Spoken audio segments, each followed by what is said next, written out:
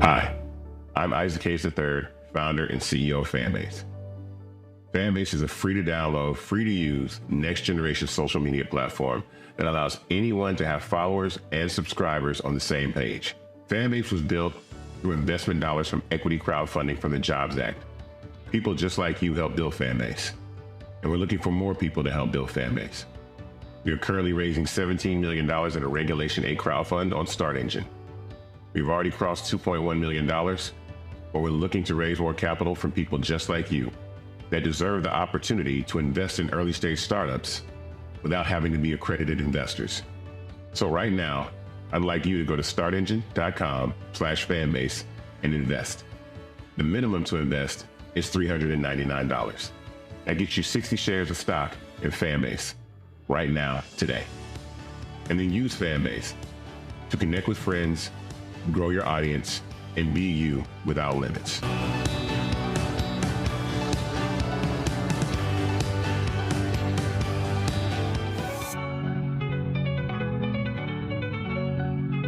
Black Star Network is here.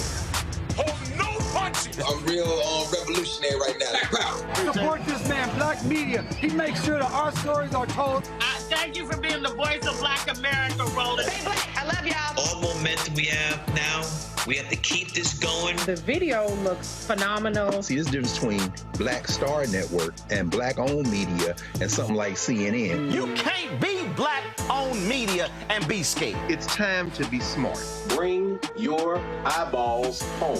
You dig?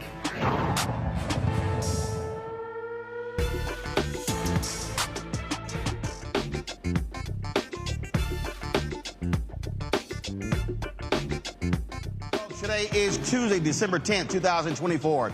Coming up on Roland Martin Unfiltered, streaming live on the Black Star Network. We're live here at the 10th Annual Hope Global Forum. We'll hear from John Hope Bryant, founder of Operation Hope, about this year's conference. We'll also hear from the highest-ranking Black executive at Truist Bank about the importance of African Americans having access to capital, but also access to contracts. Folks, we'll also talk with Monique Worrell. Remember, she is the Black state's attorney who was removed from her position by Governor Ron DeSantis. Well, guess what? She won re-election, and the Black man she beat, he refuses to cooperate in the transition of her taking over. We'll be chatting with her. New Jersey, the latest state to prohibit bans on books in schools and public libraries. Also, more U.S. flights to Haiti are being indefinitely suspended after escalating violence and safety concerns in Haiti's capital. We'll talk to the executive director of the Black Alliance for Just Immigration about that very issue. Also, Nikki Giovanni, the poet and activist, is now an ancestor. She died at the age of 81. It is time to bring the funk on Roland Martin Unfiltered. On the Black Star Network, let's go. He's got it. Whatever the miss, he's on it. Whatever it is, he's got the scoop, the fact, the find. And when it breaks, he's right on time and it's rolling. Best believe he's knowing. Putting it down from sports to news to politics. With entertainment just for kicks, he's rolling. It's on go, roll, y'all. It's Roland Martin, rolling with Roland now. He's funky, he's fresh, he's real, the best, you know he's Roland Martin now.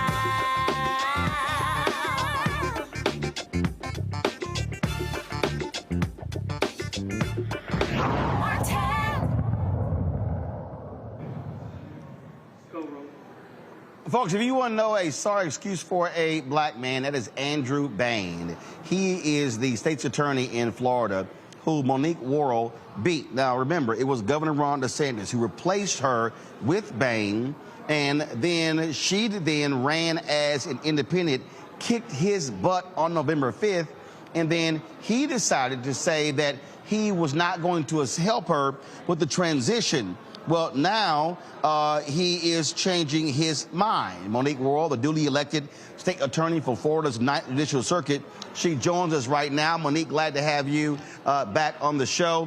And so, first of all, congratulations on winning with 57% of the vote. And you ran as an independent. And so clearly the people in that area, they wanted you back in office. Good evening, Roland. Thank you so much for having me. No, so I ran as a Democrat. Ran as an independent. And yes, overwhelmingly said they wanted me back. I won with 57% of the vote, a margin of 107,000 votes. And that was just a really big win for me and the Democratic Party for justice and for democracy. And when you talk about that, and so what he tried, so is he now saying he will help with the transition? Because he posted this long statement claiming all kind of crap, executive order or whatever, when, dude, you lost. You lost. That's right. That's exactly right. So what we saw was an email come out early in the morning saying, I don't have any intentions on assisting in transition. My understanding is that she's not allowed to be the state attorney, so I will be here until the governor tells me otherwise. And we saw an extreme backlash from local leaders, from the media, from the voters. And by 3 o'clock that afternoon, shortly after I released my statement, we saw a reversal with him saying, well, actually, my last day is on January the 6th, and her first day is on January the 7th, and I will do everything I can to facilitate the transition. So a complete contradiction to his earlier email, and what we saw was an extreme reversal of his own position.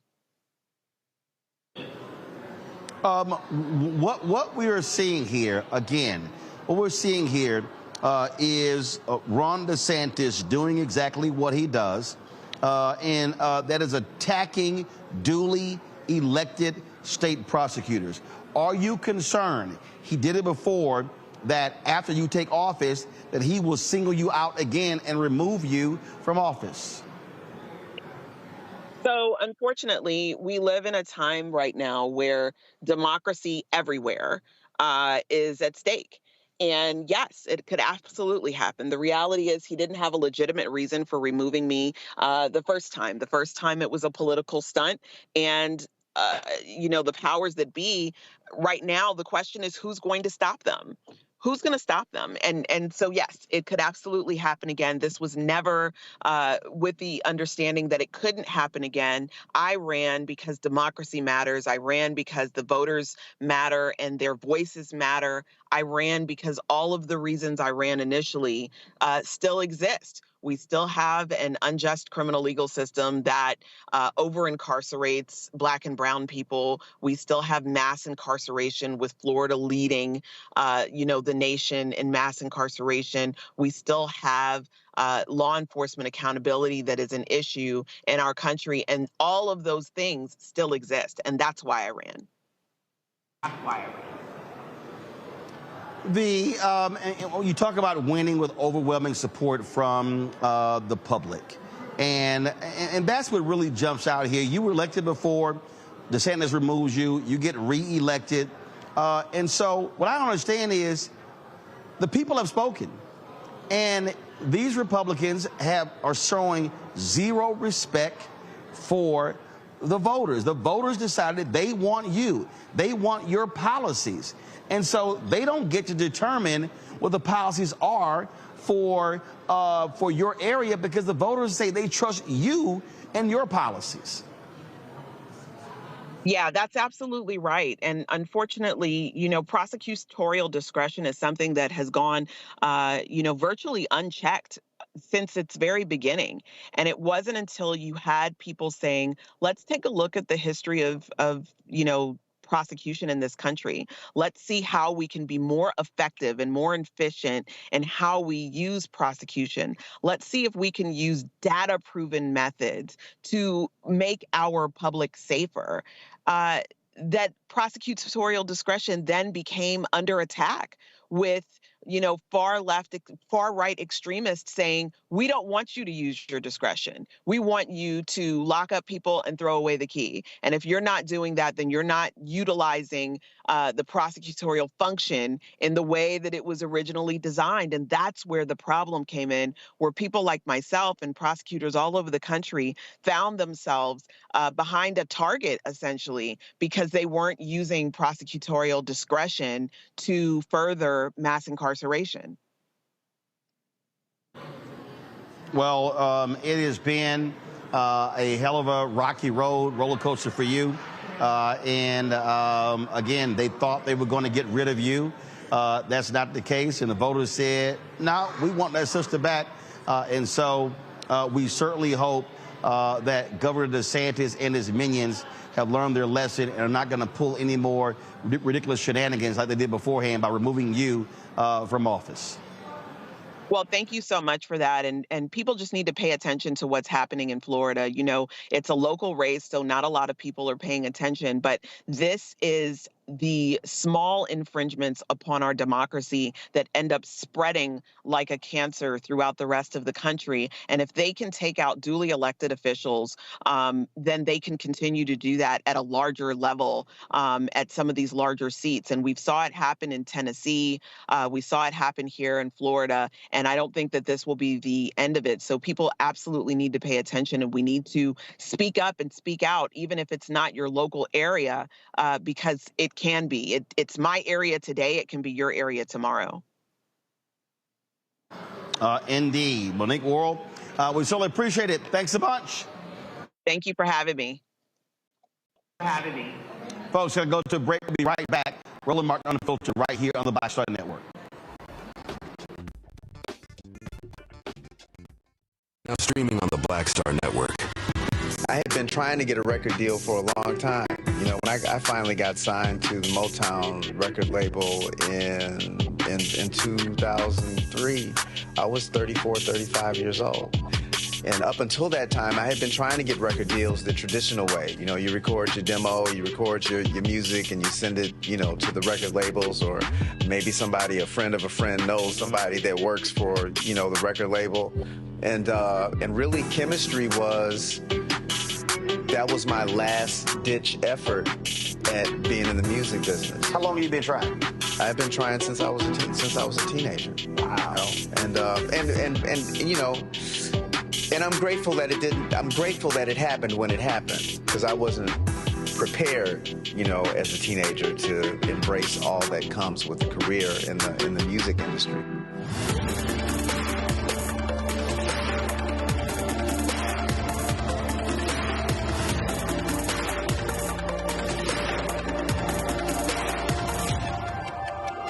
What's up, y'all? Look, Fanbase is more than a platform. It's a movement to empower creators, offering a unique opportunity for everyday people to invest in Black-owned tech, infrastructure, and help shape the future of social media.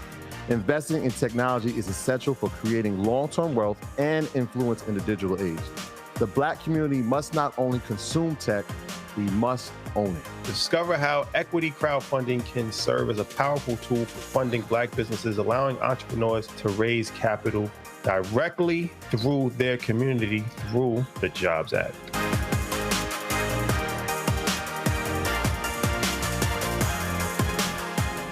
On the next A Balanced Life with me, Dr. Jackie, we're talking about leveling up, or to put it another way, living your very best life.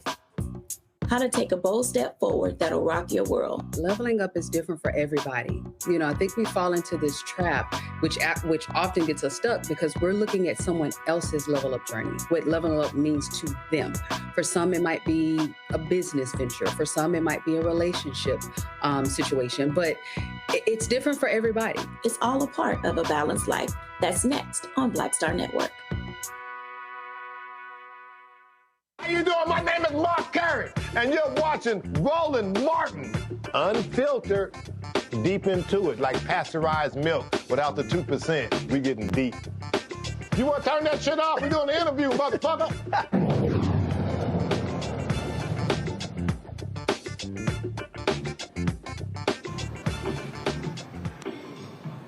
All right, folks, time to bring in my panel, Dr. Mustafa Santiago Ali, former senior advisor for the Environmental Justice, the EPA, joining us out of D.C. Randy Bryant, DEI disruptor, also out of D.C. And, of course, Joe Richardson, civil rights attorney out of Los Angeles. Glad to have all three of you here on the show. Joe, I'll start with you. It is absolutely crazy to sit here and watch this shameful, despicable Governor Ron DeSantis remove state's attorneys because he disagrees with their application of the law. The reality is they have the discretion. They are elected by the people. And so the problem is the state Supreme Court upheld these removals. And so this is an infringement upon the people's right to choose who they want to serve as district attorney or state's attorney in the districts in which they live. So now, yes, the people had to speak twice. And so, let's see what DeSantis and the courts do this time around. It's kind of interesting that they got this brother to kind of be their minion so that, he was a quote independent, but pretty much funded with Republican money. He comes into the position, gets beat decisively, not where it was close, which is interesting because, there's a lot of Republicans that won around here, but he certainly wasn't one of them. Independent or whatever he is, she won decisively. And so now the question is, does he have, more nerve than a toothache in terms of this actually happening again? There's a lot of things at play here. Does DeSantis become a little less likely to do this if there's a chance that he goes to the Trump administration? But largely, see, this is the issue with Trumpism, right? There's one thing, what I call Trumpism is the whole idea of just kind of ignoring the law in general, even though DeSantis seems to have had his own version of it from the get-go. Whoever's on his wrong side, even if they're Republicans, they receive his ire. But that being said, the question becomes whether or not the people have spoken loud enough to, for whatever reason, prevent this same road being gone down again. And people need to pay attention to it, like was said, because if we don't pay attention to it, you think everything's okay just because you seem to be on the right side of something. He seems to be okay with you right now, but that can change. All of that is subject to change without notice. What's not supposed to change without notice are constitutional rights and guarantees, and the people should be deciding who is in that position. They did it once, they did it twice, and hopefully this time those that would want to undo it will actually listen to what happened.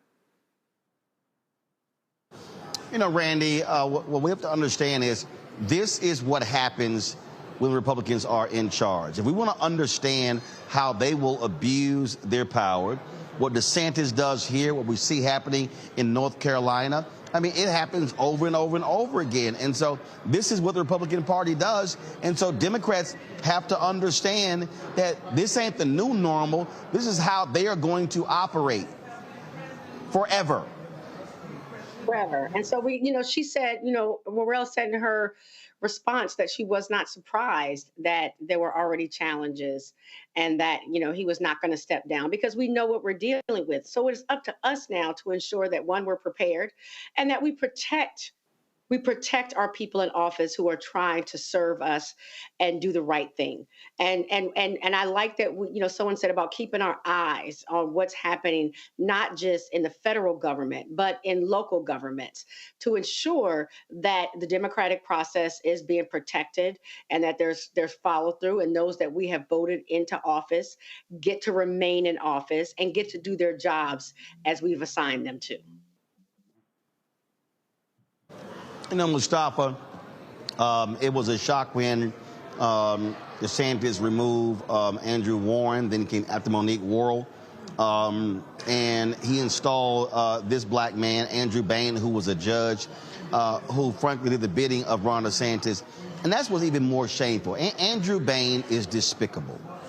That's what he is. And for him to initially say that making all his legalese why he was not going to help her in the transition, that to me is just atrocious. And what kind of black man are you to do a sister like this here? And it's just shameful. Yeah, well, it most definitely speaks to how you were raised or how you have sort of positioned yourself now to do the work of the master, if I can say it that way. It's really interesting because this is a prime example. When you see what has been happening in Florida they were actually just running sort of these test cases, because now we see that we also have someone who's going to be, the president now, who's talking about removing all these different types of federal workers. And of course, we understand all this goes back to after Reconstruction, the Wilmington coup that happened in 1898. And they, began to take people out and murder people, all these different types of things that happened in that particular moment. This is, of course, a much lesser situation, but as devious, because what they are really saying is that, you are elected to have power to be able to do the right things, but we're just going to strip you of power. We're going to use our privilege to make sure that democracy only works for us in the ways and fashions that we see fit. So that's why, not only do we have to put our eyeballs on it, but we got to also make sure that when that spotlight's there, that we're speaking out, that we're supporting the organizations on the ground who are being supportive of strengthening democracy. And we also got to make sure that folks inside these state houses understand that, that there is accountability for the actions that you're doing. So we got to make sure from both the local, the county, the state, and the federal level that we're not going to be silent and that we are going to hold you accountable. And if you don't do the right things, we're going to make sure that you no longer hold office. Well, that is certainly the case. And again, I'm glad to see that the voters there chose to send her back, because it was right and just. And this is their way of saying to Ron DeSantis, you don't get to tell us who we want in power. We will determine who is in power. Hold tight 1 second, folks. Got to go to break. We come back more right here on Roland Martin Unfiltered on the Black Star Network, live here at the Global Hope Forums. We're going to, of course, we come back. We'll hear from John Hope Bryant, who's the founder of Operation Hope. And so we'll have that for you. Lots to break down. Don't forget, support the work that we do. Join our Bring the Funk fan club. Your dollars are critically important, folks, when it comes to supporting our show. If you want to support us via Cash App, use the Stripe QR code. It's right there. And don't forget, you can send your check and money order, P.O. Box 57196, Washington, D.C., 20037-0196. PayPal, R. Martin Unfiltered. Venmo is RM Unfiltered. Zelle, Roland at RolandSMartin.com. Roland at RolandMartinUnfiltered.com. We'll be right back.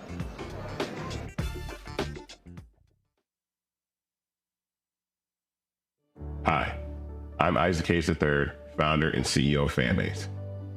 Fanbase is a free-to-download, free-to-use, next-generation social media platform that allows anyone to have followers and subscribers on the same page.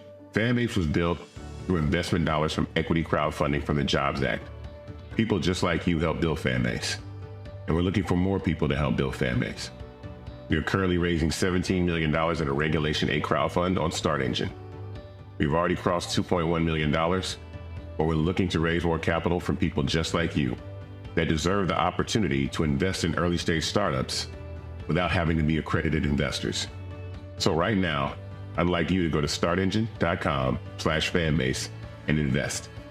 The minimum to invest is $399. That gets you 60 shares of stock in Fanbase right now, today. And then use Fanbase to connect with friends, grow your audience, and be you without limits.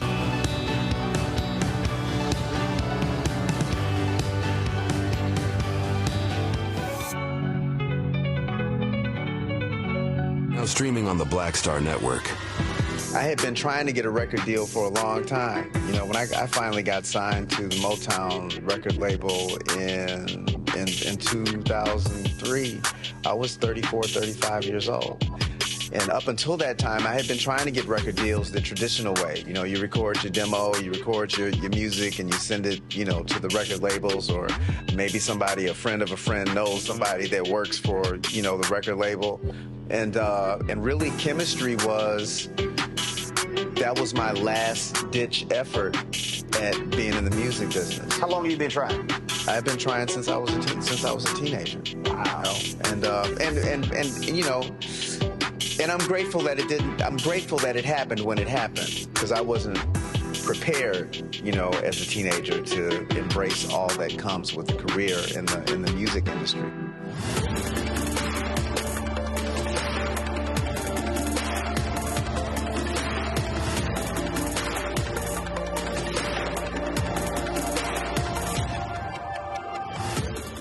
For Farquhar, executive producer of Proud Family. You're watching Roland Martin Unfiltered.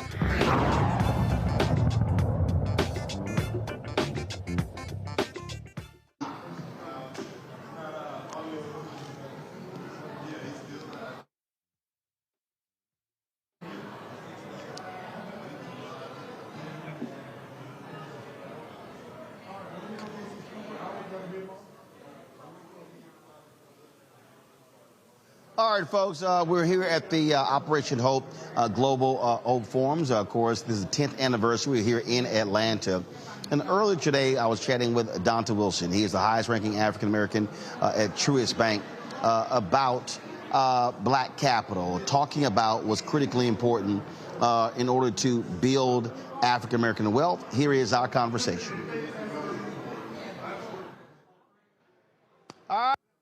All right, Les Brown, I see you again here at the 10th Annual Hope Global Forums. How you doing? Man, I'm doing great. I'm cancer-free, debt-free, and drama-free. See, I like all three of those. You know, I tell folk all the time, I said, I can't do drama, I don't do stress. If you got all that, you got to go somewhere else. Without any question. Listen, man, I'm 80 and... Sorry, that's the Les Brown interview, control room. That's not Donta Wilson. That's Les Brown. So, guys, get the Donta Wilson interview queued up. And so, if y'all have it, let us know when you have it. Let's go ahead and play it.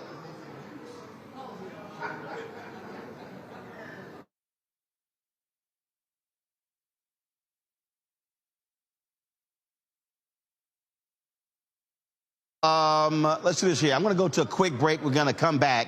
And so we'll be right back on Roland Martin Unfiltered on the Black Star Network.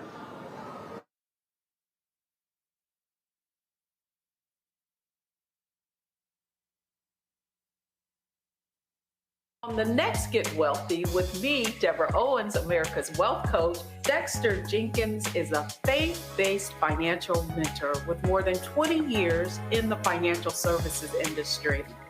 He's passionate about helping families build generational wealth. Even though I'm talking about things like prayer, I'm talking about things about reading the word, I'm talking about things like fellowship, I'm talking to members who are dealing with losing their houses, or I'm talking to members who, because of a lack of the handling their finances, they're working 2 and 3 jobs. And so what I'm finding is that they're not coming to church because they don't have a handle on their finances. We're talking how to get wealthy through faith and our finances on the next Get Wealthy, right here, only on Black Star Network. On the next A Balanced Life with me, Dr. Jackie, we're talking about leveling up, or to put it another way, living your very best life. How to take a bold step forward that'll rock your world. Leveling up is different for everybody. You know, I think we fall into this trap, which often gets us stuck because we're looking at someone else's level up journey, what leveling up means to them. For some, it might be a business venture. For some, it might be a relationship situation, but it's different for everybody. It's all a part of A Balanced Life. That's next on Black Star Network. Hatred on the streets, a horrific scene, a white nationalist rally that descended into deadly violence. White people are losing their damn minds. As an angry pro-Trump mob storms the U.S. Capitol, we're about to see the rise of what I call white minority resistance.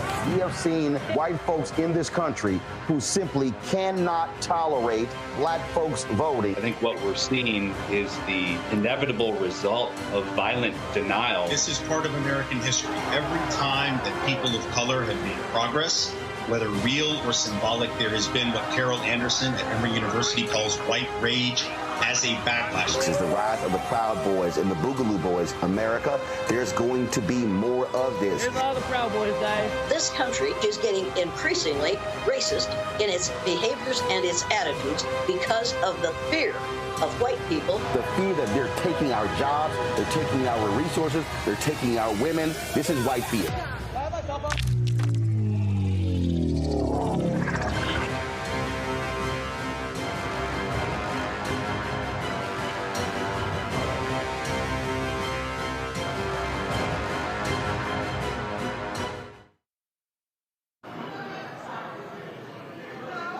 All right, folks, welcome back to Roland Martin Unfiltered here on the Black Star Network. In New Jersey, the governor has signed a law prohibiting the banning of books. Democratic Governor Phil Murphy has signed that particular bill. Kind of important, considering what we have been seeing across the country have been Republicans who just refuse to, again, listen to the will of the people. You got these crazy crank MAGA folks out there. And so now you're not going to see the banning of books in New Jersey. Here's the whole deal, Mustafa. This is exactly what Democratic governors and legislatures should be doing. I keep saying Democrats don't want to play don't want to play appropriately. This is where you begin to say, hey, where we are in power, we're going to run things differently and not operate the way a lot of these crazy Republicans are. Yeah, and you got to be proactive, right? So we've got to stop being reactive about so many things that we know that are impacting our community. And this is an opportunity to get ahead of the curve, even though we know all of the things that have already happened across the South and in other locations, to take away people's right to be able to learn and read and be better prepared to engage across our country and across the planet. So them actually taking action, I think, is really necessary because we have a new administration coming in. That administration has shown no interest in supporting Black education, supporting our stories, our books, our art, our culture. So by making sure that you are doing what you can to actually build a stronger foundation for the attacks that may come, it's incredibly important. And look, we might as well gear up, okay? We're going to see more of this, Joe, over the next 2 to 4 years. None of these Republicans control the presidency, the House, and the Senate. They're going to be emboldened to put their crazy, demented MAGA agenda all around the rest of this country. And so folks had better be prepared to fight back, which is why I keep saying these state elections are so important. Look, one of the reasons why Monique Worrell, why she couldn't get her job back, because it was the Florida Supreme Court that upheld Ron DeSantis. Republicans control that. They control the particular state. Folks had to be focused on breaking these supermajorities in the legislature and also winning back these state Supreme Courts to stop these crazy, deranged folks.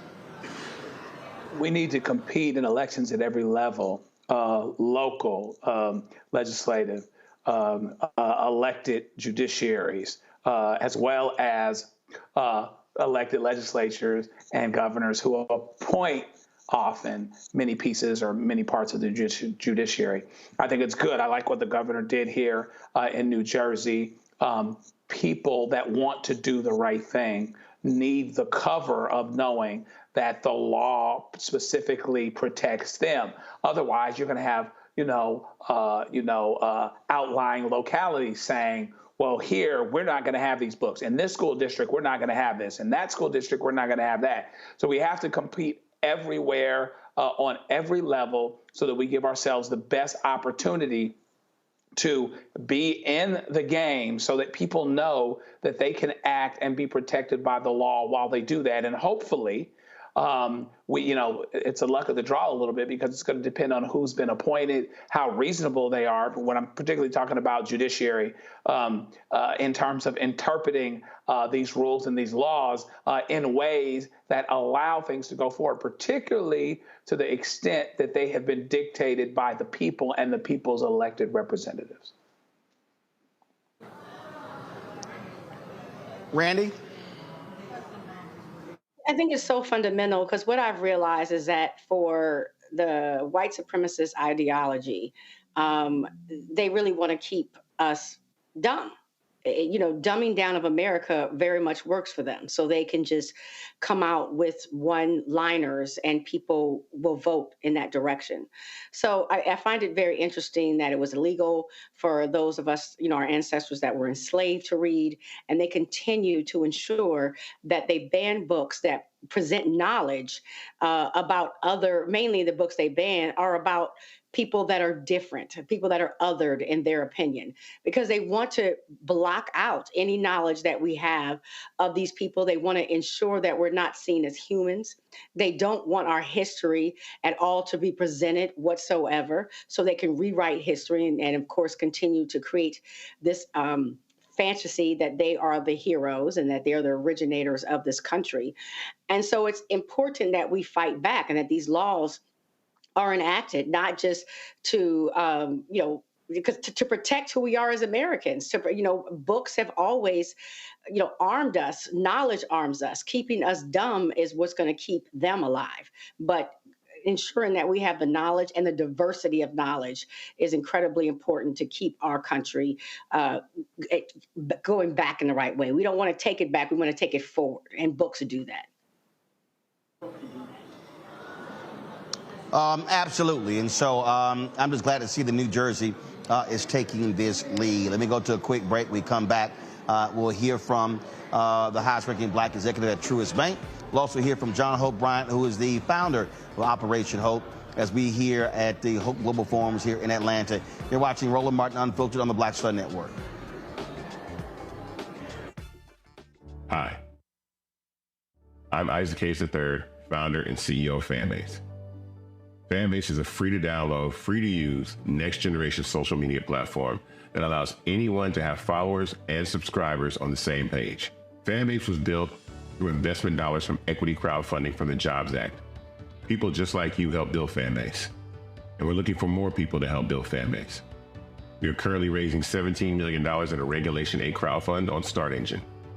We've already crossed $2.1 million, but we're looking to raise more capital from people just like you that deserve the opportunity to invest in early-stage startups without having to be accredited investors. So right now, I'd like you to go to startengine.com/fanbase and invest. The minimum to invest is $399. That gets you 60 shares of stock in Fanbase right now, today. And then use Fanbase to connect with friends, grow your audience, and be you without limits.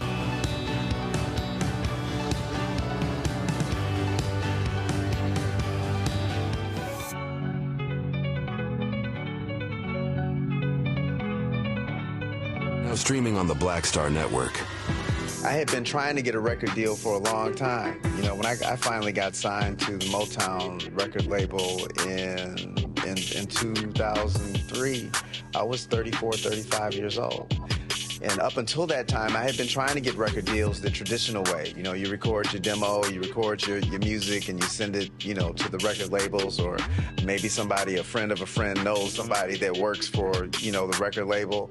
And really, chemistry was my last-ditch effort at being in the music business. How long have you been trying? I've been trying since I was a teenager. Wow. And I'm grateful that it didn't. I'm grateful that it happened when it happened, because I wasn't prepared, as a teenager to embrace all that comes with a career in the music industry.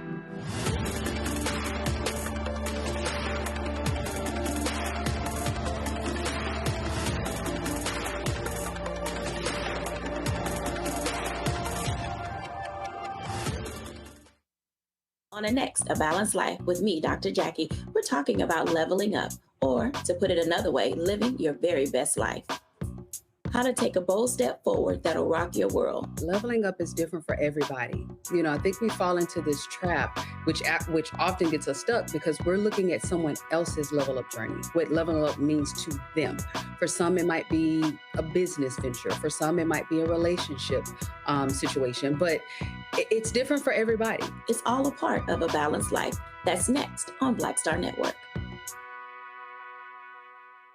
When you talk about blackness and what happens in black culture, covering these things that matter to us, speaking to our issues and concerns. This is a genuine people-powered movement. There's a lot of stuff that we're not getting. You get it, and you spread the word. We wish to plead our own cause Too long have others spoken for us. We cannot tell our own story if we can't pay for it. This is about covering us. Invest in Black-owned media. Your dollars matter. We don't have to keep asking them to cover our stuff. So please support us in what we do, folks. We want to hit 2,000 people, $50 this month, raise $100,000. We're behind 100,000, so we want to hit that. Y'all money makes this possible. Checks and money orders go to P.O. Box 57196, Washington, D.C. 20037-0196. PayPal is R Martin Unfiltered. Venmo is RM Unfiltered. Zelle is Roland at RolandSMartin.com.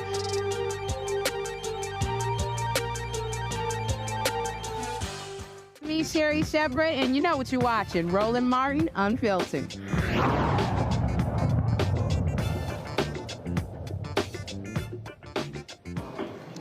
Folks, Donta Wilson is the Chief Consumer and Small Business Banking Officer at Truist Bank, one of the sponsors here at the Global Hope Forums, and I had the opportunity to sit down with him to talk about what their focus is when it comes to helping Black-owned businesses and Black consumers. All right, Donta, let's talk about business. First off, I was backstage. You can chill at the little Kappa sign. So, you know, photographer told me, I was like, a little nice little youth group.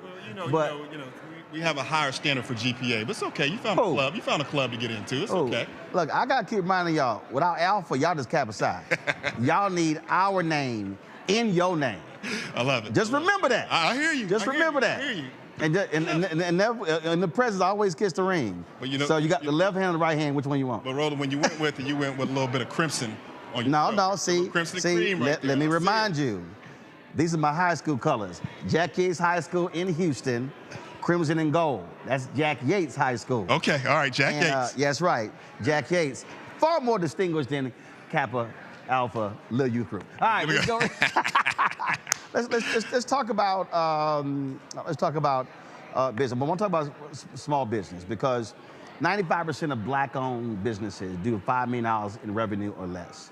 And one of the things that I keep talking about is that that doesn't change. People talk about access to capital, but also you have to have access to contracts. And so in your position, how are y'all working to get Black-owned business building that capacity and going from small to larger and larger? Yeah, it's a really, really good question. I love how you talked about access to not only capacity, but also access to contract. So you got currency, which I consider capacity, and you got contracts, which is the business that you're able to do so that you can grow.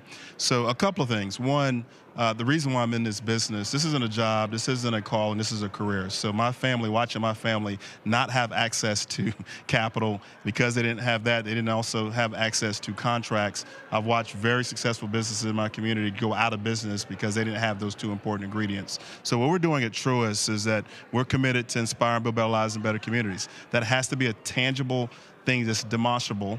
And so we're investing in things like Operation Hope, which we've partnered with them to grow and start 30,000 businesses already, on a track to 1 million with that partnership. We've given over $250 million to CDFIs so that they are able to provide capital. We're partnered with Project Black, which is Aerial Alternative Investments, so that's John Rogers. And so we raised $1 billion because what we saw was that there were some businesses that needed to grow, so that's the small businesses, but then we decided to go ahead and acquire businesses that were already of size, that were not minority, then put minority leadership and minority ownership so you have scale to handle the capacity that's out there for some of these large companies.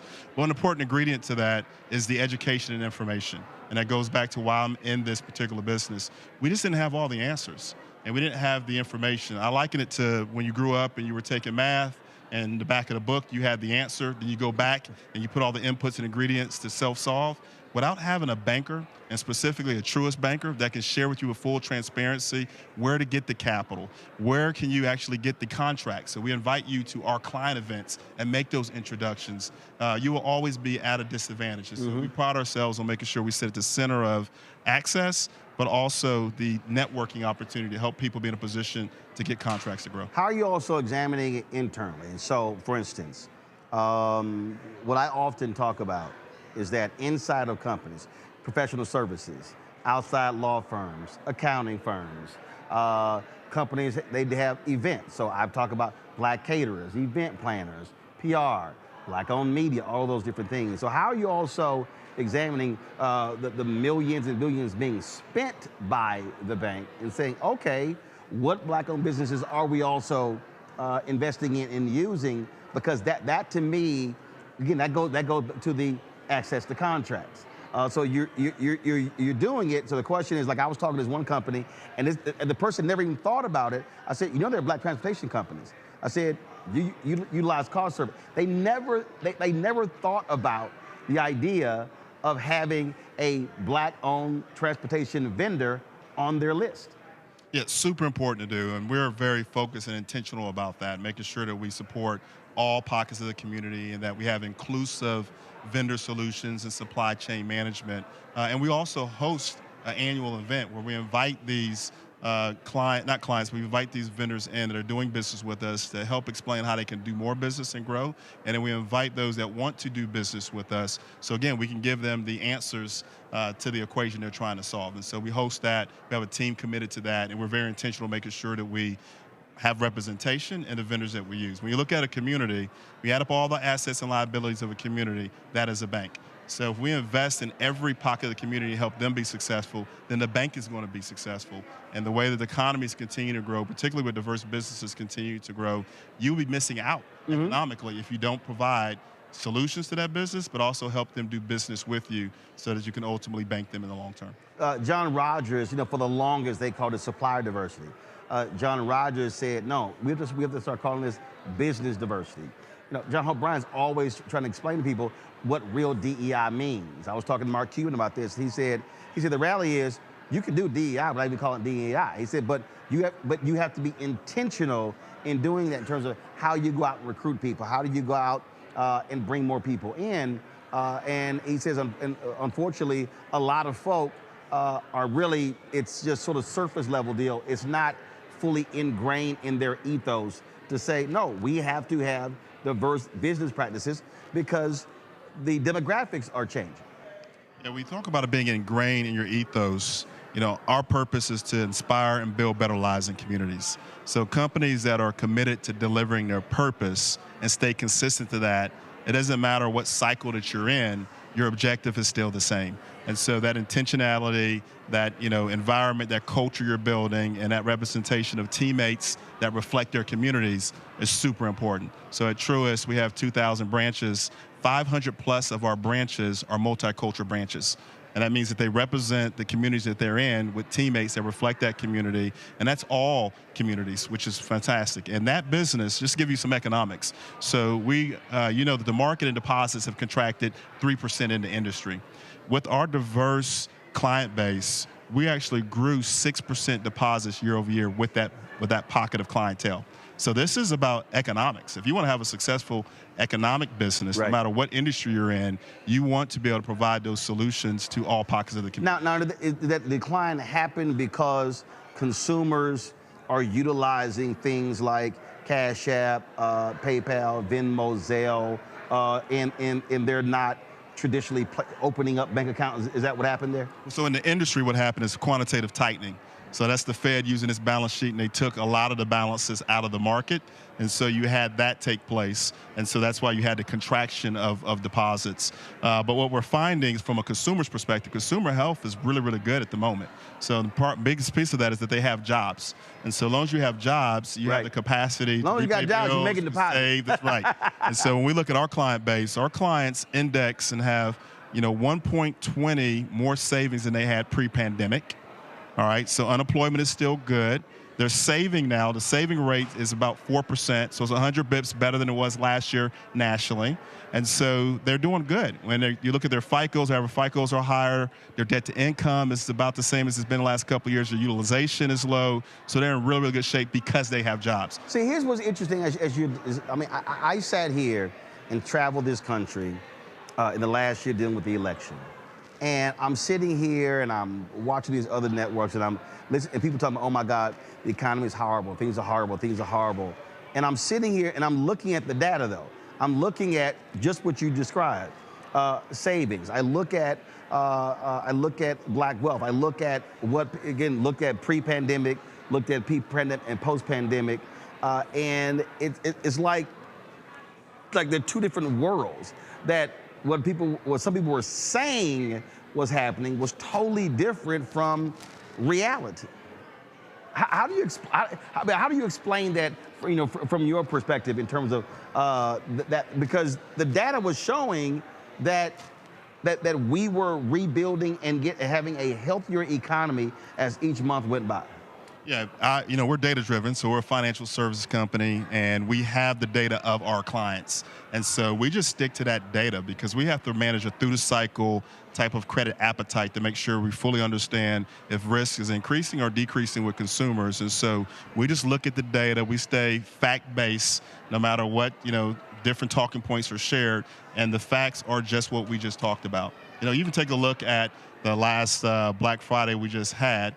Healthy, like 7% increase over last year. So Cyber Monday, healthy improvement. So consumer spend is still happening. Now maybe spending in different places, but it's still happening. A big part of that too is that you have clients that had already locked in to their debt in low interest rate environments. So 90% of debt for people are typically their mortgage and their auto. Only 10% is in variable debt. Right. So variable debt is still high on an interest rate perspective, but they were locked into low fixed debt, those that had debt. So their economic situation was good because inflation came down. That gave them more capital spend, and wages had continued to go up, so they had more disposable income. I was talking to a group of folks, and we were talking about housing, and they were like, oh, it's hard to get a loan. And I said, no, actually, and I kept trying to walk people through. I said, that's actually not our problem right now. I said, our problem is, between 2010, 2020, we didn't build housing stock. I said, we were 8 million less than the previous decade. I said, and from 2021 to present day, we're still down.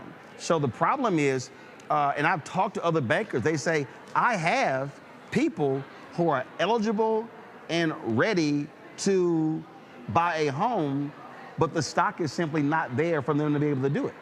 Yeah, you're seeing that stock issue uphold prices, and that price issue is what's affecting affordability, not even rates. When you look at rates over a long duration of time, the rate environment is a decent environment, and when rates come down, you'll still have the issue if you don't have the stock because of the affordability of the house. So if you go back, 10 years ago, that house increase and that average payment that you need now to be able to afford that brand new home is much more meaningful, much more significant as it relates to their disposable income. There's lots of great programs. We offer a really good first-time homeowners program. We offer grants to get people the ability to get into a home. But with the housing stock being so short, that's keeping prices high, and it's challenging people to get that first-time home. Let's talk about consumers. I mentioned earlier the other instruments people are using that are non-traditional for banking. How are you educating people to understand that a relationship with a bank, it goes beyond just simply your debit card and a deposit? During COVID, a lot of Black-owned businesses that talked about their inability to be able, when it came to PPP, because a lot of them, and I was dealing with the National Banking Association, I was dealing with others, and they were saying that, there were individuals who had banking relationships, meaning loans, things along those lines, where a lot of the Black-owned businesses, they just had accounts.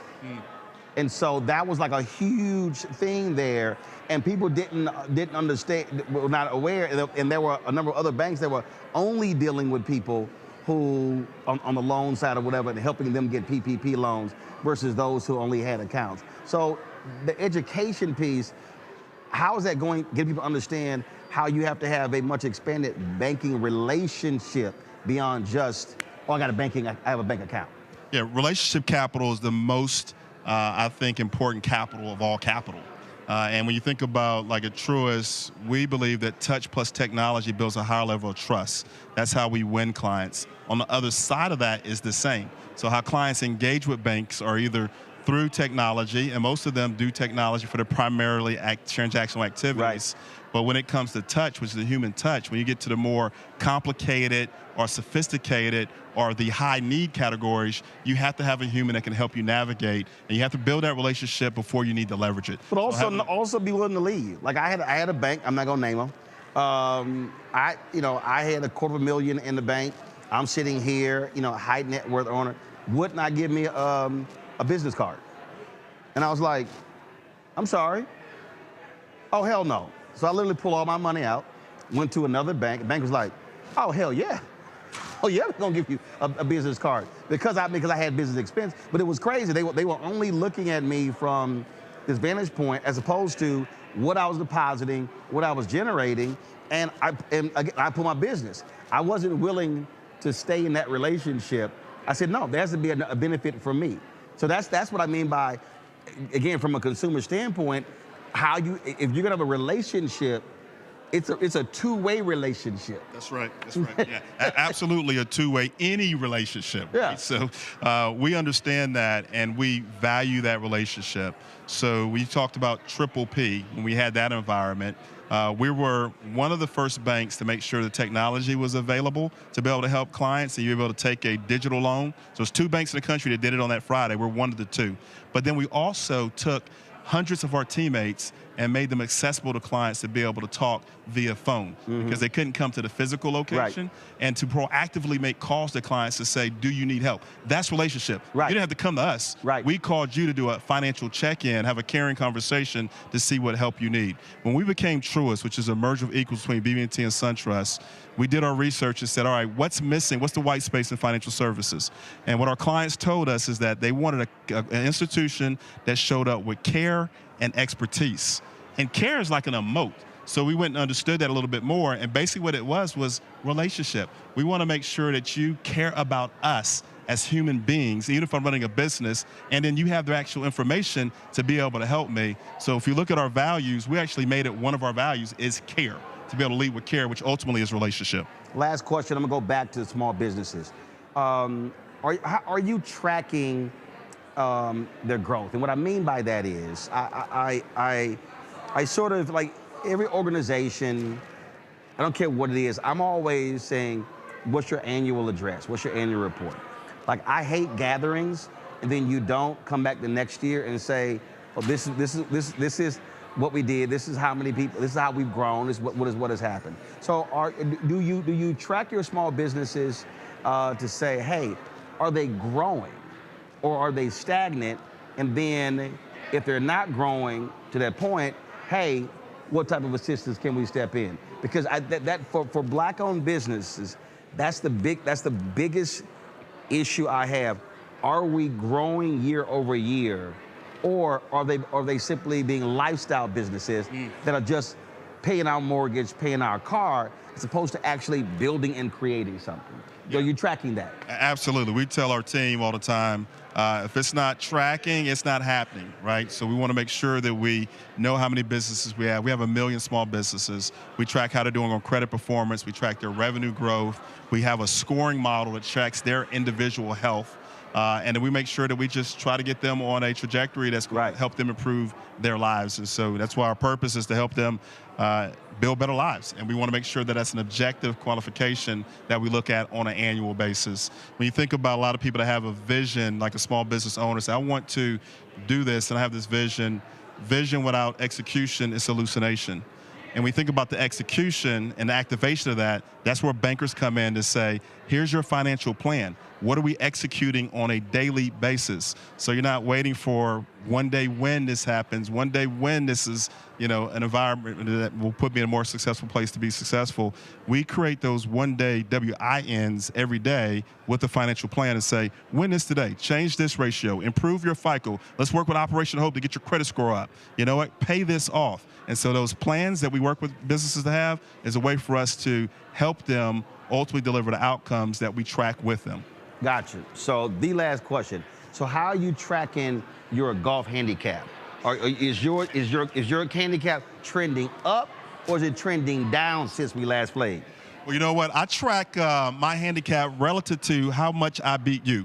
Now, we only played one time, Greystone Golf Course in Birmingham, so you're due another beating. So I look forward to it. First of all, let's be real clear. That wasn't a beating. Let's be real clear. And we only played it once, so I now know how the course is laid out. because, you know, some hosts don't actually tell you where certain stuff is. Yeah. I'm just saying, you know, you hit driver when you should be hitting 3-wood. I'm just saying, you know, that's how good hosts are supposed to be. No, you know, you want to lay up here, but I see how the capper was. In all fairness, he gave me a couple of strokes. This guy got mad golf games, so in all fairness, it was not a net win. It was a net win, not a gross win. I play a little bit. How's your handicap going? 4.5. Wow. Yeah, you're still going to be giving me strokes.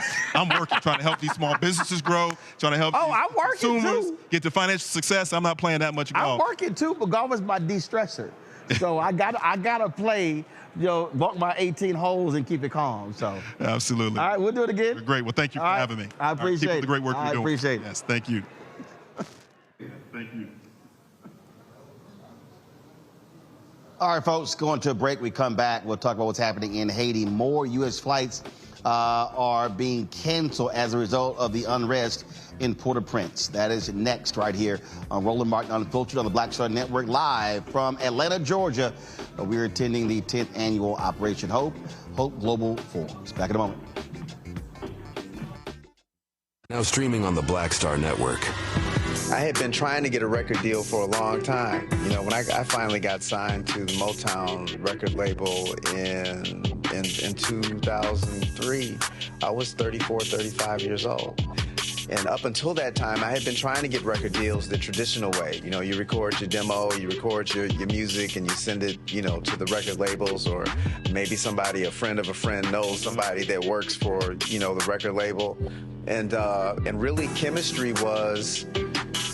that was my last-ditch effort at being in the music business. How long have you been trying? I've been trying since I was a teenager. Wow. You know? And you know. And I'm grateful that it didn't. I'm grateful that it happened when it happened, because I wasn't prepared, you know, as a teenager to embrace all that comes with a career in the music industry.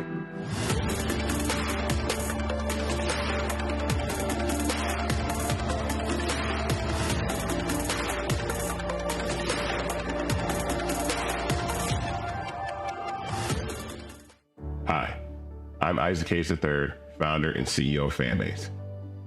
Fanbase is a free-to-download, free-to-use, next-generation social media platform that allows anyone to have followers and subscribers on the same page. Fanbase was built through investment dollars from equity crowdfunding from the Jobs Act. People just like you help build Fanbase, and we're looking for more people to help build Fanbase. We are currently raising $17 million in a Regulation A crowdfund on StartEngine. We've already crossed $2.1 million, but we're looking to raise more capital from people just like you that deserve the opportunity to invest in early-stage startups without having to be accredited investors. So right now, I'd like you to go to startengine.com/fanbase and invest. The minimum to invest is $399. That gets you 60 shares of stock in Fanbase right now, today. And then use Fanbase to connect with friends, grow your audience, and be you without limits.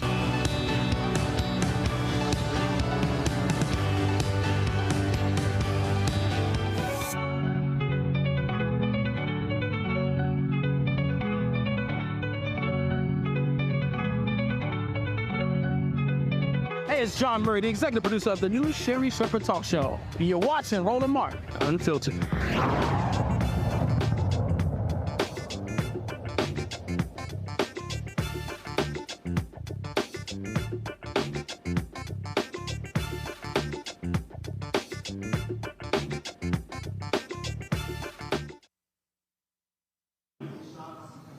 Folks, let's talk about Haiti, where the breakout in violence there continues to have an impact as American airlines are pulling out of direct flights to Port-au-Prince. As a result, the nation has been having tons of turmoil. As a result of leadership there after the assassination of the president. and all the back and forth that's been going on there.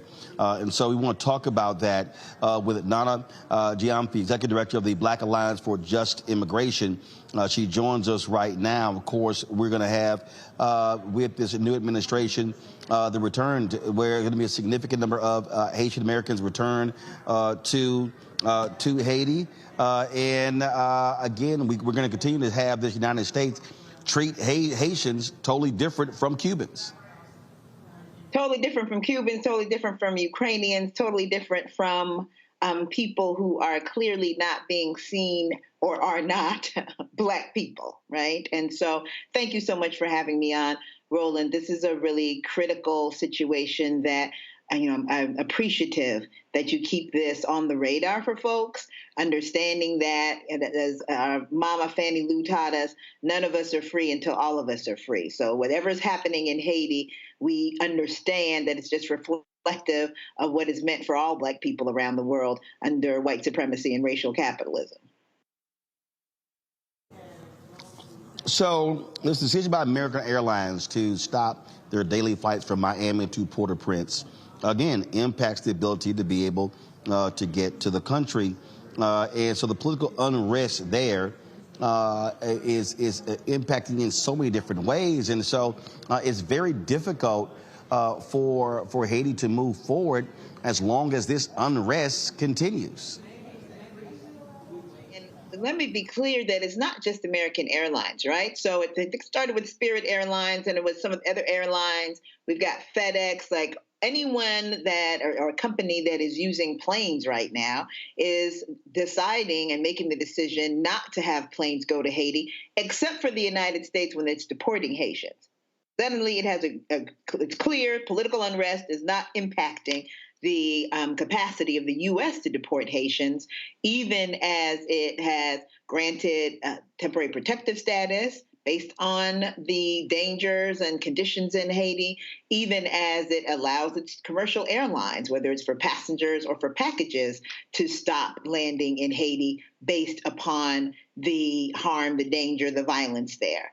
And so it keeps people who are Haitian from being able to connect with their folks, keeps people who are in Haiti from being able to come here, those who are able, fortunate enough to have passport and a ticket and capacity based upon U.S. policy to be able to come in.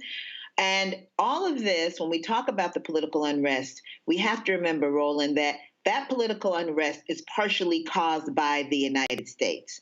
There is this effort always, just as you see with what happens here in the United States, with places that are majority African American, when there is an issue, whether it be violence, whether it be drugs, whatever the issue is, there's this tendency to make it seem like Black people are just wild and that they can't govern themselves and that they don't know what they're doing. And we're always the violent ones and the corrupt ones, et cetera. And there's not the tendency to express how this is happening and why this is happening. Right now, Haiti is actually not in Haitian hands, and we can talk about that more, but that is a big cause of the condition that we have right now in Haiti, be it the violence, the political instability, the economic instability. The United States has a big hand in it. Haitians actually do not. Questions from my panel. I'll start with you, Mustafa. Yeah, well, thank you for the information that you've been sharing. I've had the opportunity to be to Haiti a few times. I'm curious, we often have philanthropic organizations, nonprofit organizations, and others who play a small role, sometimes good, sometimes not so good. I'm curious if they're still on the ground, being able to provide some forms of support, and I assume that they're coming either across land bridges or through the oceans. But I'm curious what's happening in that space.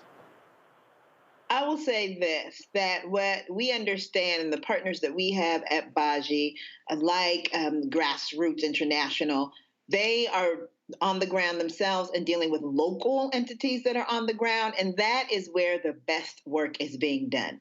It is community by community. It is local group by local group. It is neighbor by neighbor who are taking care of folks, trying to keep people safe, trying to make sure that people have food, trying to take care of children, to do some kind of education here on the side, even as the country infrastructure is falling down. There are some outside groups that are assisting. Those who are doing, and when I say outside, some of them are Haitian-led, but they're in the United States or in Canada, right, or other countries. And those, of course, have connections, again, directly to the people in Haiti. And those are the ones that are being the most successful because they understand that they need to connect with folks that are on the ground. And I'm thinking of groups like Haitian Women for Haitian Refugees. I'm thinking of groups like Haiti Action Committee and, of course, Grassroots International that I mentioned and so many others. And then there's those big groups that come in, and think Hurricane Katrina, right? The big groups come in, maybe they help a little bit. But a lot of what they do is collect a lot of money and collect a lot of resources and don't give out as much. And as we saw with Hurricane Katrina, and again, any of these catastrophes that happen in our communities, it is the people that are on the ground. And if you connect with the people on the ground, that's how you're able to be effective. And so some of this is not requiring planes because you're actually looking at the resources that are already there and figuring out how to best use those resources. But it's going to be harder with these planes not coming in. Randy. Airline outside of Haiti. Is that Sunrise Airline? It's called the local airline in Haiti. I'm wondering, I know they're still flying in between the United States and Haiti. Do you know if they are going to increase the number of flights they're doing just to try to make a difference in the other airlines, all the other airlines stopping air travel to Haiti? I don't know the answer to that question. I will say, just sort of looking at history, you still have to have the resources to make that happen. And some of the places where Haiti, our neighbors would naturally get those resources. We were talking earlier about the economy and what's happening. In some places, it's booming a little better than others. But a lot of those places that would normally be of support are not necessarily there to be in that critical space. We remember that when Venezuela was up and running, when you had these type of situations that, before the sanctions of the United States, Europe, et cetera, they would give oil, right? They give gas so that you could put that into these planes, put airplane fuel in here and make it happen. That is not the case because Venezuela don't have that. That's not the case with Cuba because of the sanctions being listed as a country of state terror by the United States has made it so that Cuba can't do what it once did. CARICOM is providing some support, but not the support in the commercial type of ways. And so not sure how that's going to move now with Sunrise, but it feels to me, based upon what the normal places you would have to lean on, that that's going to be harder for them to be able to do to scale, though I'm sure they'd love to do so. Thank you. Joe. Thank you. So thank you so much for the information and for the work that you're doing. A couple short questions with a little expansion. The two questions are, what can people do and how can people help? So what can people do to sound the alarm on something that still doesn't get the attention that it should be getting, right?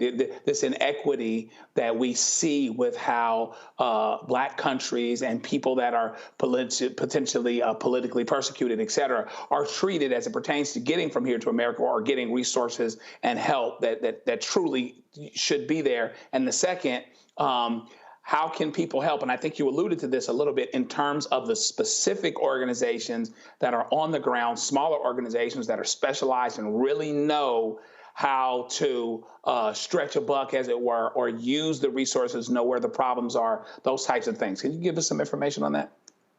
Absolutely. So I would say that in terms of internally, the kinds of things that we can do, firstly, is if you are in a place like Florida, New York, Boston and Massachusetts, places where we have large Haitian populations, but even places like Los Angeles, where I live, where the populations are not as large, let's get in touch with Haitian organizations locally and see what people are doing for their folks at home, how people are connecting to their people at home, and how folks are getting there. Because as we all know, we're going to make it happen. People are going to figure out how they can support their families. That is the history of Black folks. Wherever we are, we're going to make it do what it do. And so let's connect to those folks to make sure that that's happening. That's community support, right? The other, if there's funds to be raised, et cetera, let us do that. Let's pour our hearts out as we always do. When it comes to governmental support, there's something called the Congressional Black Caucus.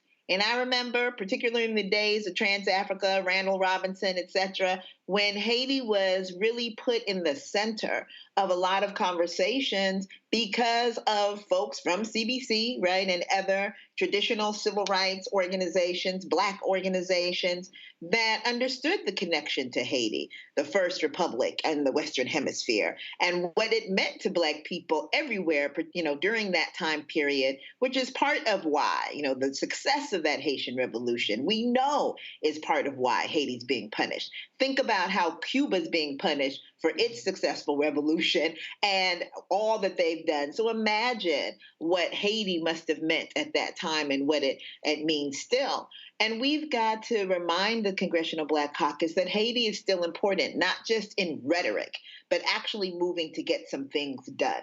I know that's harder to do as this new administration comes in. This is an administration that indicated that Haitians were eating cats and dogs. So clearly, they're not a friend of Haiti, right, or of Haitians. And at the same time, in the words of Sojourner Truth to Frederick Douglass, talking about the end of chattel slavery, when he was a little concerned, she turned to him and said, "Is God dead?" Right? Like, we have to still push forward. We've got to prepare. We've got to protect. We've got to press forward as we're looking at what's happening in Haiti, what's happening in Sudan, what's happening in the Congo and Cameroon, and so many of our countries in the continent, in the Caribbean, what's happening with Black folks in our communities here. We can't just lay back and decide that all is lost, game over. We have to continue to push and demand from elected officials who have the power to do something, that they do something and that they do a lot. All right. Well, look, we certainly appreciate you joining us on the show, and we'll continue to keep our eyes on what's happening in Haiti. Thanks a lot. Thank you so very much. Appreciate it. Folks, when we come back on Roland Martin Unfiltered, we'll hear from the founder of Operation Hope, John Hope Bryant, about this year's 10th annual Hope Global Forum. So we'll have that coming up next. Don't forget, support the work that we do. Join Bring the Funk Fan Club. You can give to us via Cash App by using this QR code from Stripe right there on the screen. So you can do that. You can also, of course, send your check and money order, P.O. Box 57196, Washington, D.C., 20037-0196. PayPal, R. Martin Unfiltered. Venmo is RM Unfiltered. Zelle, Roland at RolandSMartin.com. Roland at RolandMartinUnfiltered.com. We'll be right back.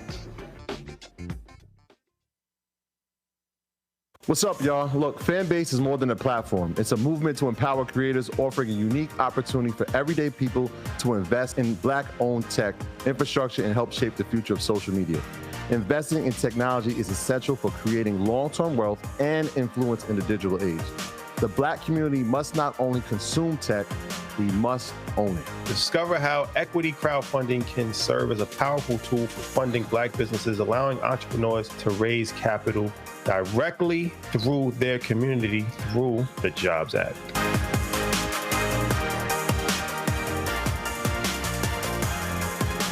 Now streaming on the Black Star Network.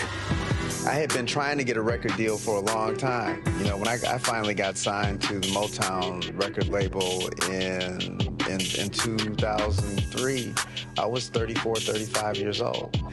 And up until that time, I had been trying to get record deals the traditional way. You record your demo, you record your music, and you send it, to the record labels, or maybe somebody, a friend of a friend, knows somebody that works for, the record label.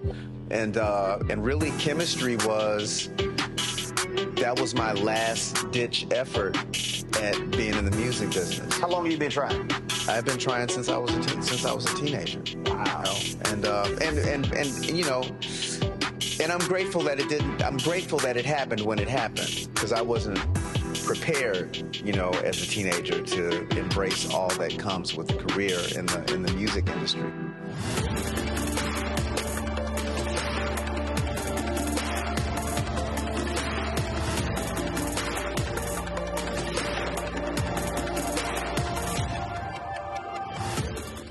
I'm Russell L. Honoré, Lieutenant General, United States Army, retired, and you're watching Roland Martin Unfiltered.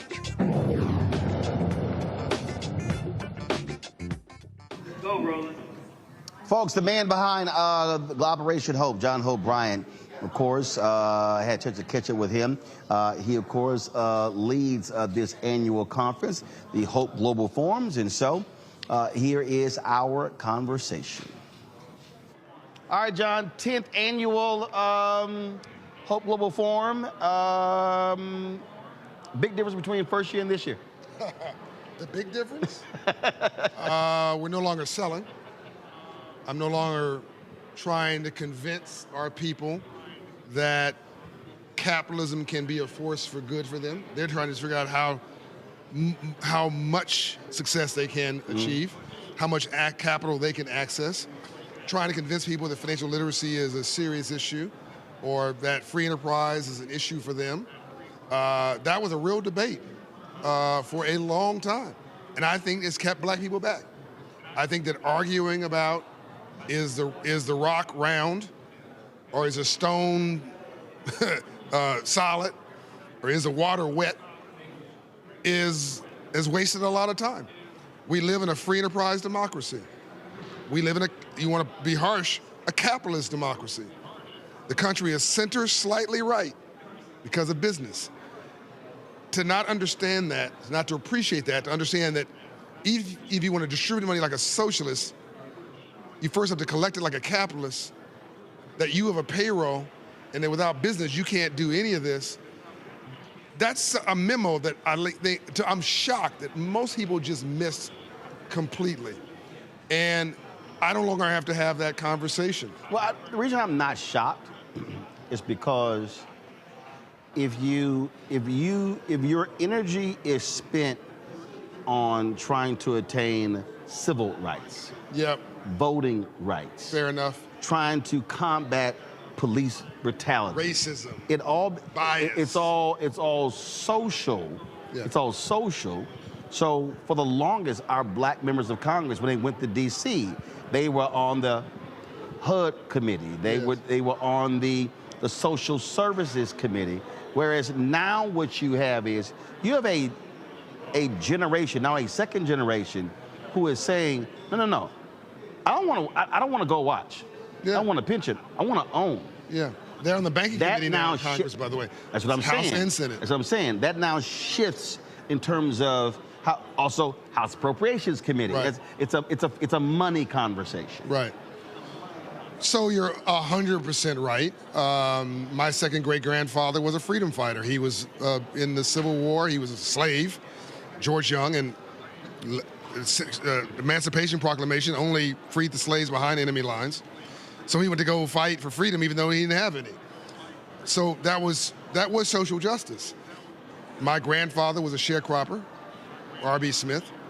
My daddy was a businessman but wasn't financially literate. So he lost everything, even though he worked his entire life. I'm an entrepreneur, obsessed with financial literacy. My grandmother, second great-grandmother, was a slave, had a washboard business in Mississippi. Even though she was a slave, had a boarder. I'm told now she had owned a home with no mortgage on it. That's where I think my free enterprise bones comes from. My grandmother owned a shotgun shack. My mother owned 7 homes. You met Juanita Smith, God rest her soul. I owned 700. So it's a progression. So to go from civil rights to civil rights, I think is also a progression. So and look, Ambassador Young is here, and all these heroes and sheroes. I would not be who I am without what they went through. So I don't begrudge the fact that people roll their eyes at me, as you well know, 20 years ago. You took me seriously, but most people, I remember I saw you at the White House, and I said, I'm John Hope Bryant. You said, I know who you are. But you took me seriously. Most people are like, oh, financial literacy. Oh, here it comes again with capitalism. They aren't doing that anymore. They're calling me for jobs. They're calling me for contracts. We're the largest black-founded, black male-run and founded, nonprofit, community-based organization in America. Annual budget is $75 million, $4.5 billion invested, 400 employees, payroll of $1.5 million every 2 weeks. In every state in America, 1,500 offices. And now it's a movement. You hear all this noise back here? That's 2,000 people coming out of a main state session. I don't need to be there. Before I had to be in, as you said, I had to be in every session. Now I can come here and calmly talk to you. It's a progression. We still need civil rights, as you well know. But I think we need to add on to that civil rights. We need to be bilingual. Two things can be true at the same time. So I think that's the biggest aha. The scale of it now is pretty intense. I think we have a real shot at a real movement now. How do you also hold the companies accountable that want to be in business with you, that want to come here and speak, that also spend billions of dollars on professional services, outside legal firms, accounting firms, catering companies, transportation, spend money on advertising, where you also say, hey, supporting me is great, but also how you make it that you are providing contracts opportunities. I had a conversation with Dante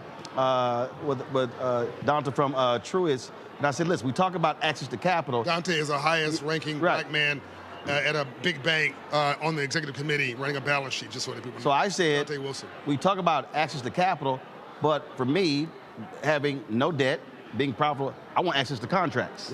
Right. And I'm like, and so how do you also ensure that? It's the next iteration. It's the next advancement.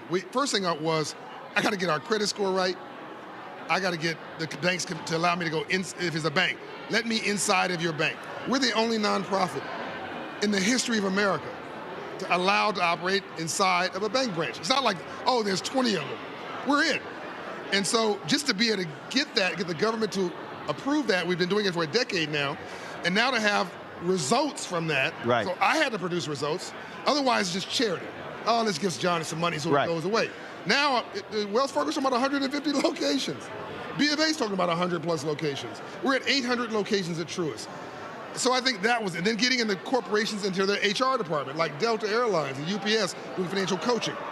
Credibility, results. Now, I think the question becomes, can you guys look at who you give your catering contracts to? Can we look at how you're allocating funds for a range of sub-servicers and subcontractors? Advertising should be on that list. But it shouldn't be emotional. I think it shouldn't be like throwing rocks at these companies. They mean well. Change takes time. But it should be like an objective annual audit of who's doing what where. Right. And there should be a progressive change, that makes sense on people stepping up their commitments over time. I just think it just takes time. But yes, I think that, and you've made other observations of not only our conference but others, that PhDs are good, PhDs are better. Like, how do we make sure that the results of these commitments that they're making on stage materialize in people's lives? That also has to be. We call this an annual meeting because I was getting these investment dollars. But if you're a for-profit company and publicly traded, you must have an annual meeting. A nonprofit, they don't do them. I'm the only nonprofit I'm aware of that does an annual meeting where we report out to the public on how we spent the money, where we spent it, where we're spending it on, in full transparency. And then the audience, the shareholders, the public decide whether we made good on that. So I think it's a progression. We are obviously operating in a changing political climate. You think? And there are a lot of people who are scared. A lot of people who are scared what has happened in the last 4 years, the advancement on the federal level, $10 billion in contracts going to black-owned businesses, highest amount ever, investment in HBCUs, things along those lines. And so what do you say to the people who are frustrated, who are angry, who are tired, who want to give up? Rainbows only follow storms.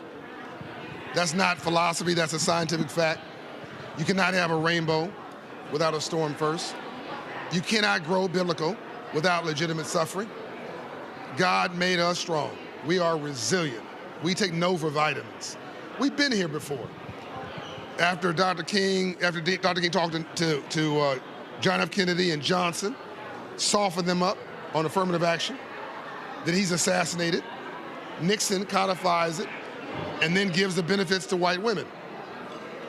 People don't know that, but the reason you see so many white women in positions of power, that started because black people teed up affirmative action, then didn't get benefits from it.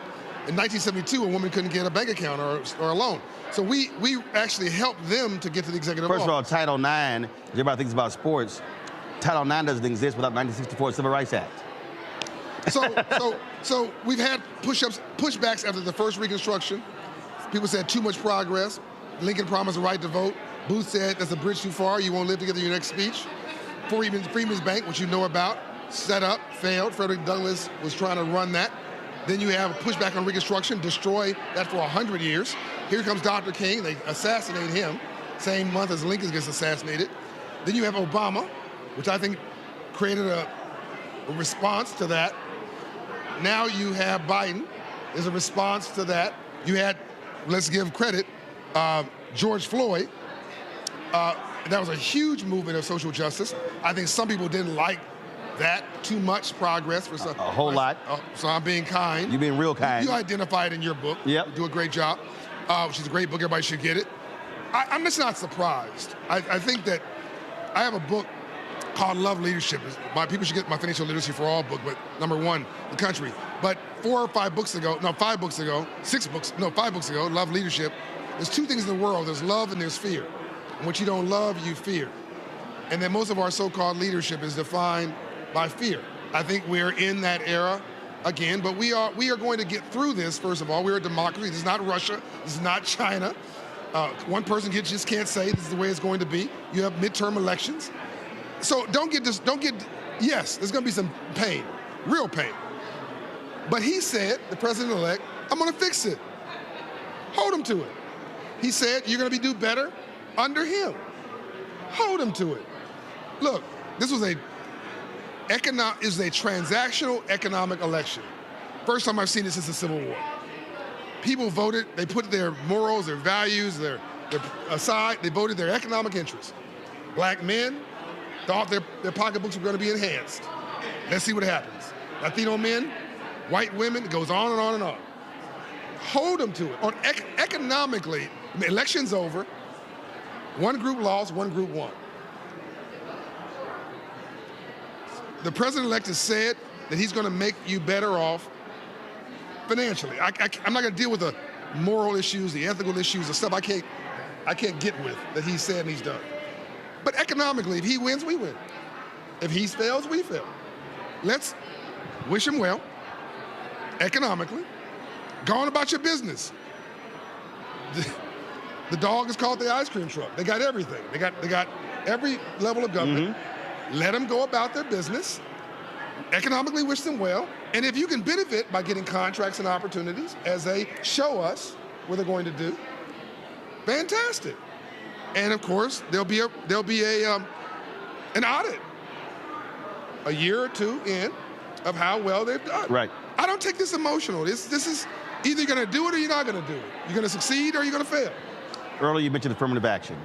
You have been very aggressive on the issue of DEI. And by the way, before you go that, I have gotten a note already, this does give me some hope, from the Secretary of the Treasury elect, who I do like and who I do trust. I keep getting lucky with these secretaries of the Treasury.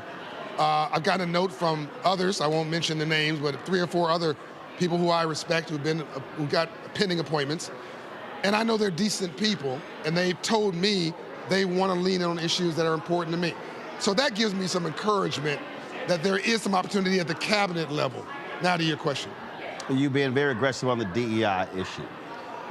You debated, you spoke at 100 Black Men, you debated Bill Ackman at a private event, sufficiently educated him.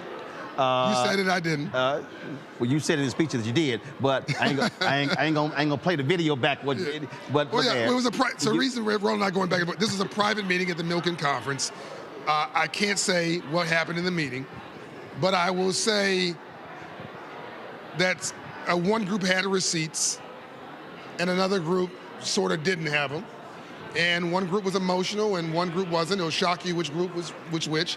And at a certain point, I think there was a pivot of, the games were sort of over, the political games, and it became obvious that I like math because it doesn't have an opinion, and there was it became so obvious to me that God has a sense of humor, the demographics are destiny, and you don't have to get emotional about this stuff and get all worked up. Like, it's hard to argue raw facts. I think that's so. I'm addressing the Bill Ackman meeting as best I can, but also pivoting to what you're now saying is now Fortune magazine just recently published a piece. Time magazine's published several pieces. I've written this last piece in Fortune. The tagline they pulled out 4 weeks ago was, I think, not enough white men. Right. Some of my friends were like, what is John saying? You like numbers or numbers? That part. Like, okay, so the president's cabinet is almost entirely white men. Yes. By the way, the only brother that was in charge of HUD. Right. So typical. Yeah.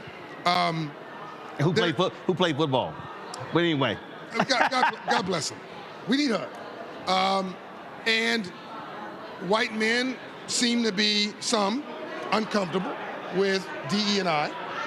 A lot. So what I've said is, I want every successful white man to be as successful. I'm gonna go further. I want every white man to be as successful as he can. But there literally, mathematically, are not enough white men to drive GDP, gross domestic product, for 20 or 30 years. It's mathematically impossible. We'll be speaking Mandarin in 20 years. We'll be speaking Russian. Like, the only way this economy continues to be the leader in the free world, and we continue to be the superpower in the free world, God has a sense of humor, is if black and brown people and women participate in the growth of the economy. That's essentially my point. You can read my business plan for America. Roland's nosy, he's already read it 4 times. You can download it. You can read what I've written on this topic. Look, DE&I is dead. Yes, I said it. It's been politicized, it's been marginalized, it's been weaponized, and it's not worth fighting for. It's an issue, right? What you want is inclusive economics, the contracts, internship. John Rogers jobs, said not supply diversity, business diversity. That part, access to capital. Tony Rester was here. He said civil rights today is access to capital, access to contracts, opportunities, low interest rates at scale. The color is green, not black or white or red or blue. It's green. So when you're being run out of town, get in front of the crowd and make like a parade. I dare anybody to argue with the data. Diverse companies are most profitable. Mm-hmm. That's not a civil rights group saying it. It's McKinsey & Company. Right. Whether it's private equity or not. Yeah. The most profitable, the wealthiest geographies, like the one we're in, are the most diverse. The most diverse places in the U.S. are California and New York. The biggest economies in the U.S., California and New York. The biggest economy in the Judicial South is Atlanta, Georgia. The most diverse place in the Judicial South is Atlanta, Georgia. It's bigger than the 6 states around it economically together.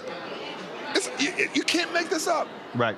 It's the 10th largest economy in the U.S., Atlanta, Georgia, $40 to $50 billion. I think we're having the wrong argument. No, I think we're arguing. That's the problem. Don't get emotional. Don't be depressed. Understand that God has a sense of humor. Demographics are destiny. They cannot succeed without a racist needs black people to succeed. A racist. That's called American history. Hello. Because GDP grows, if black people succeed, GDP rises, and he benefits or she benefits also. Right. So to argue with a fool proves there are two. Not one ounce of my self-esteem depends on somebody else's acceptance of me. You've got that. You're reasonably comfortable in your own skin. And money is freedom. You can sit here and have whatever show you want and produce whatever topic you want because you're independent. You have independent wealth and opportunity. We need more of that. And there we go. You got to go. I got to go. They been giving me the hook. I'm like, he talking. Can't blame it on me. Well, I just asked 3 questions. Roland's show is very important, and we get millions and millions of views on the Hope Global Forum every year, in part because Roland Martin and the Black Star Network is here. We have CNBC. We've got Bloomberg. We've got all the major networks are here, and we're thankful for that. The newspapers are here. We're thankful for that. Bloggers are here. But consistently, the biggest numbers post-forum, we have 5,000 delegates here, biggest in the country. I'm actually told in the world, the Davos for the underserved at this point. But the #1 number that I'm told from Kevin Boucher, my head of strategy, post-forum, with legs on it are your continuing streaming of our work. So I thank you for that. Appreciate it. You guys need to become members of Roland Martin Unfiltered and the Black Star Network. Help those that help you. That's it. Could have said it better myself. Appreciate it. Always glad to be here.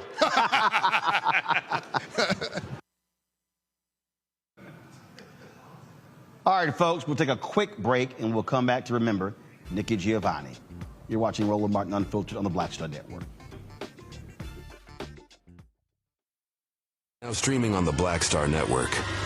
I had been trying to get a record deal for a long time. You know, when I finally got signed to the Motown record label in 2003, I was 34, 35 years old. And up until that time, I had been trying to get record deals the traditional way. You know, you record your demo, you record your music, and you send it, you know, to the record labels, or maybe somebody, a friend of a friend, knows somebody that works for, you know, the record label.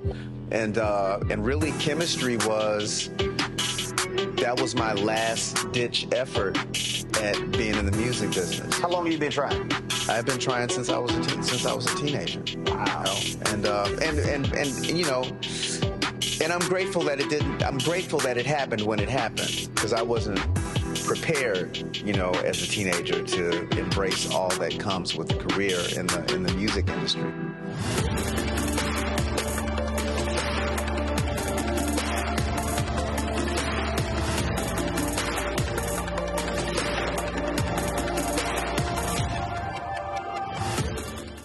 What's up, y'all? Look, Fanbase is more than a platform. It's a movement to empower creators, offering a unique opportunity for everyday people to invest in Black-owned tech, infrastructure, and help shape the future of social media.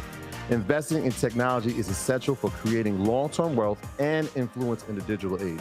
The Black community must not only consume tech, we must own it. Discover how equity crowdfunding can serve as a powerful tool for funding Black businesses, allowing entrepreneurs to raise capital directly through their community through the Jobs Act.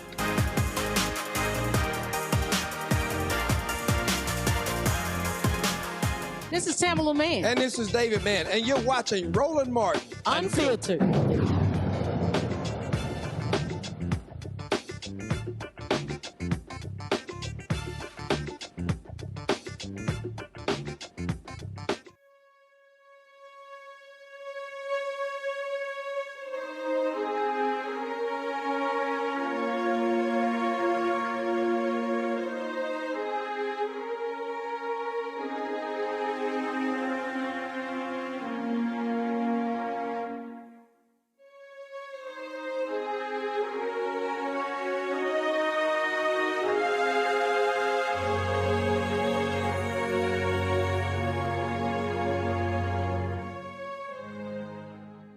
Folks, renowned poet and Black arts movement icon Nikki Giovanni has died. Last night, we got the news that she passed away, surrounded by her family and her wife at the age of 81 years old, following a third cancer diagnosis, this time lung cancer. Nikki Giovanni was known for her powerful writing and speaking on the intersections of love, politics, and race. Her first poetry collection, Black Feeling, Black Talk, was published in 1968. It marked her emergence as a significant voice in the Black arts movement. She graduated from Fisk University, revitalizing the Student Nonviolent Coordinating Committee during her time there. She also continued to create until her final days with her last poetry book, The Last Book, set to be released next year. Nikki Giovanni, of course, just a critical figure, and not just when it came to poetry, also television. If you actually go to YouTube and look at some of those videos of a television show, a PBS local public broadcasting station show she did in the 1970s, featured some fascinating interviews with many Black luminaries, including James Baldwin, the Dells, Stokely Carmichael, and so many others. Many of us knew her for her huge smile, her laugh, but also her fierce view on issues of race and class and gender and politics.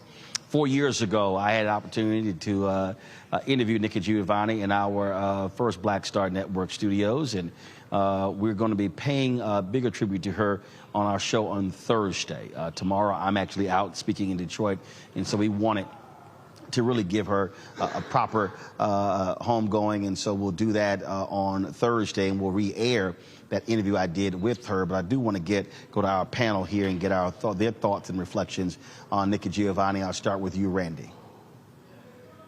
Nikki was, as she wanted to be called, Nikki was and will continue to be an inspiration to me. Of course, I was an English major undergrad, and so she was just a part of my life. But also what I admire about her so much is that she was a truth teller. You had so few people who would speak the truth about being a woman and about being Black in the way that she did. And when someone puts words to your life, whether it be the happy times or the painful times, it provides you with a level of validation. It lightens your load in some ways. So, I took her passing personally because she is one of my heroes. She will greatly be missed, but we know that her words will live on. If the control room of y'all had that, there was, of course, she was also a member of Delta Sigma Theta. And there was a video that was posted yesterday of her sorority sisters surrounding her singing the sorority song. If y'all don't have that, let's go ahead and play it.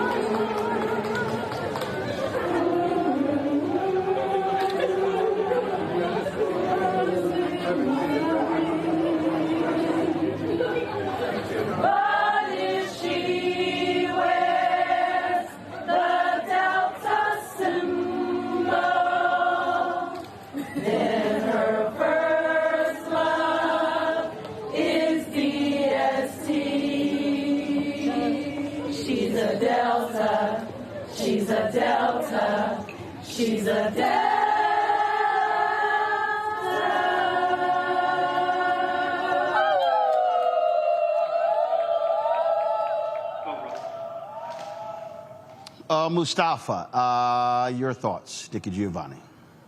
I mean, Nikki inspired me. She saved me so many times, and I'll always be grateful to her. When I got the message that she had passed, I sat down and I began to write. That's what we do. And I wrote an ode to Nikki Giovanni, and I'll just go over a couple quick lines with you. It begins with, breathe. That's the first lesson you laced into us. A map of lungs expanding into galaxies. A language of air and survival. The subtle art of holding it when the world clenches its fist or blows its words in harshly. You taught me to inhale rebellion, exhale poetry, every line a hymn, every word a blade. To believe, you whispered it like gospel. A chorus riding on Black tongues, breaking chains, syllable by syllable. You showed us how to cup dreams in our palms, even when they burned or bled. Belief is heavier than despair, you said, but it's the only thing worth carrying. And I'll just stop there because, she was not just a transformational figure. Whether we talk about Baldwin or Sonia Sanchez or all these great folks, Langston Hughes, she was someone who was actually accessible. She was someone who you could touch. And the poetry that she created not only uplifted us, but told us that we had responsibility and that we did not have to bow down. So she will always be a part of my spirit, and I'll always do everything that I can to uplift her legacy. Joe. The princess of Black poetry, those of us that are/were writers. I thought I'd be a writer before I was actually a lawyer. I was a published poet. by 11th grade, and our 6th grade teacher, Miss Bird, would tell us about the great Black figures in all areas, and of course the writers. You're talking about the James Baldwins, the Langston Hugheses, and the Nikki Giovannis. She did it with both words and action. She spoke truth to power through her words, but it was with eloquence. It was with grace, and it was sharp, but it was what it needed to be always, and it never changed. And her accessibility was, the point just made was incredible. I mean, she was another person that was involved in the civil rights movement that we could still touch and see and hear from and talk to. The work that she did with SNCC at Fisk University, and so you're grateful that when they become ancestors, because there is so much to celebrate. But at the same time, this is another person from that movement and from that era who's now gone. But all of the work that she left behind, more than 24 books, and all of the things that she did that we can still see and hear and touch, give us the opportunity to follow her roadmap. So we thank her for all of her contributions, welcome her to the ancestors, and we'll make sure that generations to come continue to know who Nikki Giovanni is. So, folks, as I said on Thursday's show, we will pay tribute to Nikki Giovanni in a much more in-depth way. So look forward to that taking place on Thursday. Joe, Randy, Mustafa, so appreciate it. Thank you so very much. Hey, folks, thank you for all of you for watching. Tomorrow, you guys may have you should have the graphic there. I will be in Detroit speaking tomorrow night. Look forward to that.